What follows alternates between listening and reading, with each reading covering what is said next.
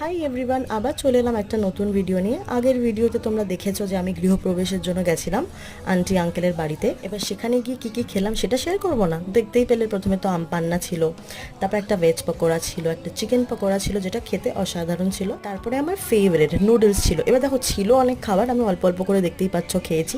Chilli fish, তারপরে একটা mix সবজি মতন ছিল, ফ্রাইড রাইস, তারপরে যেটা লাস্টে খেয়েছি সেটা হচ্ছে গার্লিক চিকেন, যেটা মারাত্মক ছিল। তারপরে এত বেশি খাওয়া হয়ে গেছে, পেট একদম ঢোল। তারপরে কি বাড়ি এসে আরেক কাণ্ড ঘটলো আমার সাথে। কিছুই না, বাড়ির সামনে একটা বিড়াল দুটো বাচ্চা পেরেছে, এবার তাদের সাথে খেলাধুলা করতে করতে দিয়েছে আমাকে আঁচড় মেরে।